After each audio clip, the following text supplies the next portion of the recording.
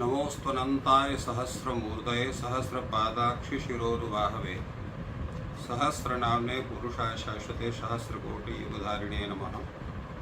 कृष्णाय वासुदेवाय हरये परमात्मने प्रणतक्लेशनाशाय गोविन्दाय नमो नमः। वेदान्तवेद्य तत्त्वाय जगत्त्रिताय हेतवे रद्धस्ताशेषदोषाय तस्मै ब्रह्मणे नमः।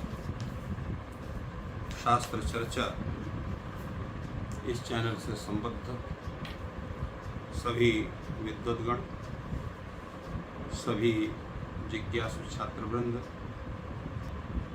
मनुस्मृति के विचार परंपरा में आप सभी का स्वागत है।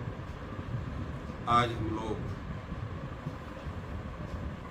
मनुस्मृति के प्रथम अध्याय के 22वें श्लोक की चर्चा करेंगे, जिसमें भगवान ने जो सृष्टि प्रक्रिया का स्वरूप बनाया है, कैसा है, किस रूप में है, यज्ञ की जो सृष्टि हुई है किस आधार पर है, क्यों की है, इस पर हम लोग पूरा विचार करेंगे मनुस्मृति के अनुसार।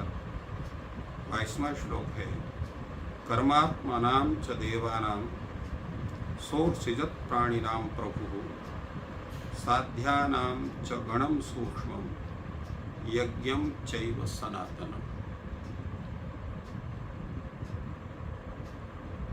तात्पर्य श्लोक का है कि जो सृष्टि कर्मता ब्रह्मा है, सर्वप्रथम उसने इंद्रादि देवताओं की सृष्टि की।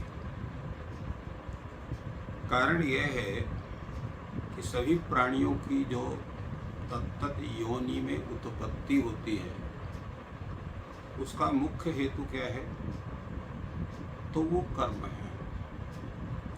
हमारे जो पुण्य कर्म हैं, उनका जब अत्यधिक आधिक्य होता है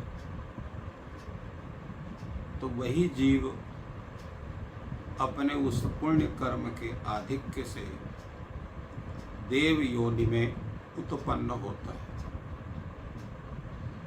उसी के अनुसार फिर मनुष्य योनि में, या कुछ ऐसे हैं जिसमें देवताओं जैसी शक्ति होती हुई भी तामसी स्वरूप उनका होता है, जिसमें हम दैत्य दानव इत्यादि को इस कोटि में रख सकते हैं।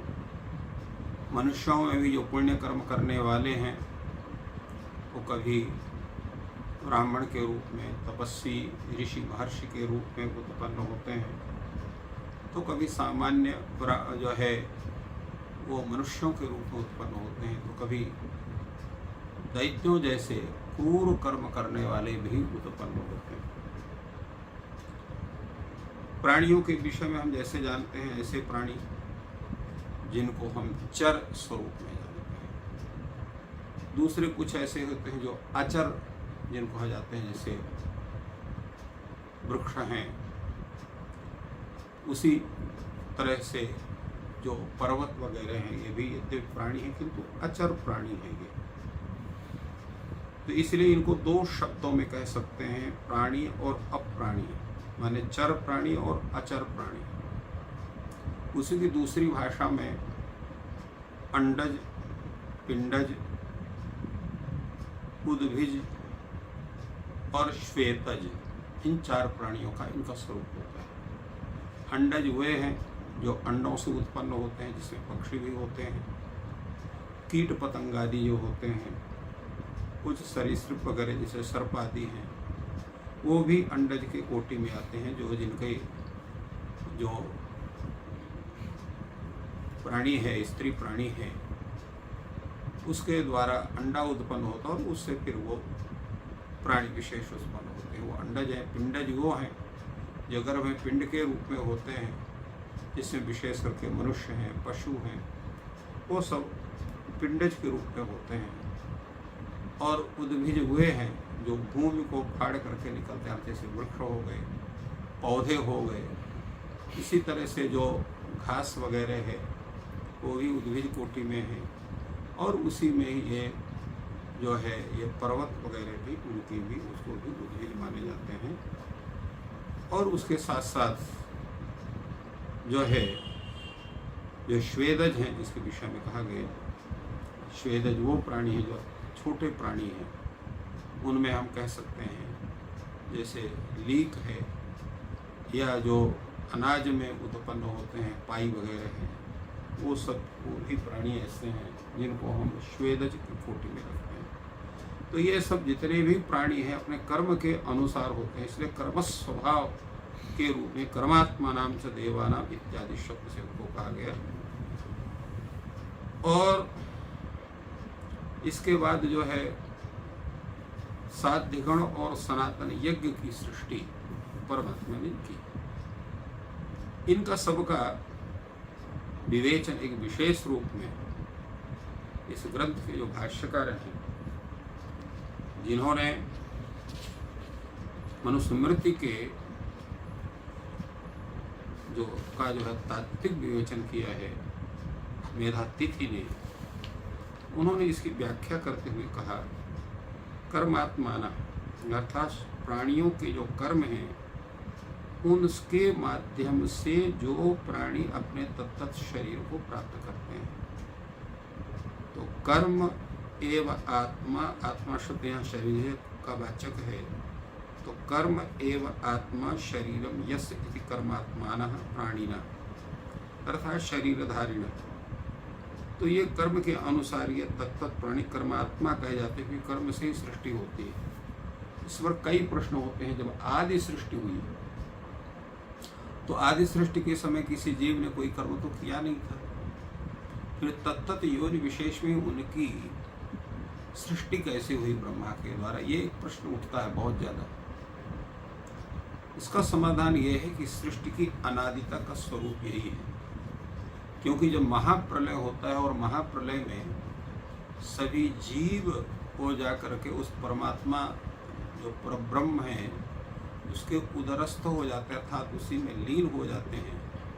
और जब वह परमात्मा सृष्टि की प्रक्रिया प्रारंभ करता है ब्रह्मा के माध्यम से, तो तत्त जीवों के कर्म के अनुसार कर्म विशिष्ट उस जीव का स्मरण ब्रह्मा को होता है, उसके अपने जो है अलौकिक जो है उसके जो स्मृति में जो उसको परमात्मा के द्वारा परब्रह्म के द्वारा प्राप्त होती है।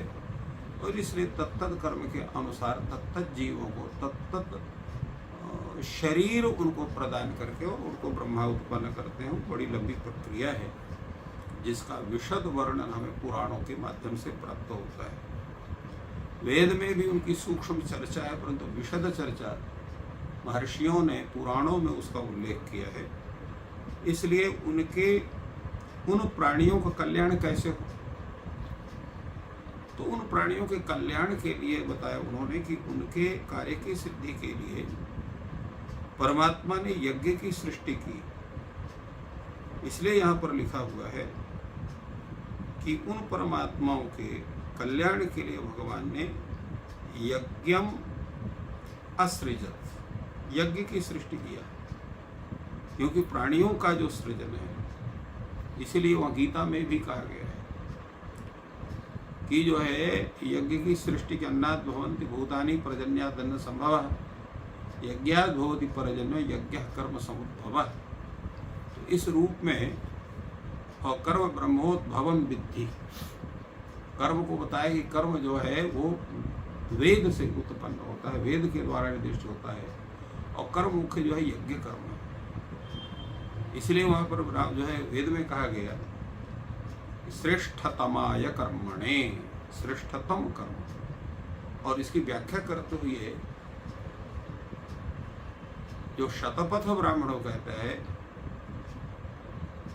कि यज्ञम वही श्रेष्ठतमम कर्म, श्रेष्ठतम कर्म कौन है, तो यज्ञ ही है। इसलिए यहाँ पर सभी प्राणियों के अर्थ सिद्धि के लिए, प्रयोजन सिद्धि के लिए उन्होंने यज्ञ की सृष्टि किया। और ये जितने भी हैं प्राणी, ये क्या है, ये सभी प्राणी उस परमात्मा के उपासना से जो विमुख रहते हैं, वो जो है वो परमात्मा के स्वरूप को जान करके और मोक्ष की प्राप्ति नहीं चाहते हैं। वो तो यही कहते हैं हमको पुत्र हो, हमको पशु अनेक प्रकार के हो, अनेक ऐश्वर्य के साधन हो, उन सब को चाहते हैं। और जो ऐसे व्यक्ति होते हैं तो उनके मस्तिष्क में भोगवादी प्रवृत्ति जन्म लेती है और उनके जो कर्म होते हैं वो भी उसी तत्त भोग की प्राप्ति करने के लिए तादृश कर्म का आचरण करते हैं। उस कर्म का आचरण वो नहीं कर पाते हैं कि जिससे उन्हें अनेक प्रकार के जो उत्तम ऐश्वर्य हैं वो उनको प्राप्त हो। इसलिए यहाँ पर जो है यज्ञ की जो सृष्टि होती है वो दोनों के रूप में होती है, अनेक प्रकार के भोग प्राप्ति के लिए भी होती है और परमात्मा की उपासना करके मोक्ष प्राप्ति के लिए भी उन कर्मों की स्तुति होती है। तो जब यज्ञ का कर्म होगा तो यज्ञ में हवि प्रदान की जाती है, और हवि किसको प्रदान किया जाए, तो इसलिए वहाँ पर मीमांसा में कहा गया है कि हवि का जो उद्देश्य होता है वो देवता होता है। इसलिए इंद्रादि देवता की सृष्टि उन्होंने किया। देवानां च गणम तदर्थमेव असृजत, इसकी व्याख्या करते हुए जो है आचार्य मेधातिथि कहते हैं। और इसलिए सृष्टि में सबसे पहले भगवान देवताओं की सृष्टि करते हैं और देवताओं की सृष्टि के अनंतर यज्ञ के उत्सव, इसलिए यज्ञ को सनातन का है। सूक्ष्म वही यज्ञम चैव सनातनम, ऐसा शब्द का उल्लेख इन्होंने किया। ये यज्ञ कौन है?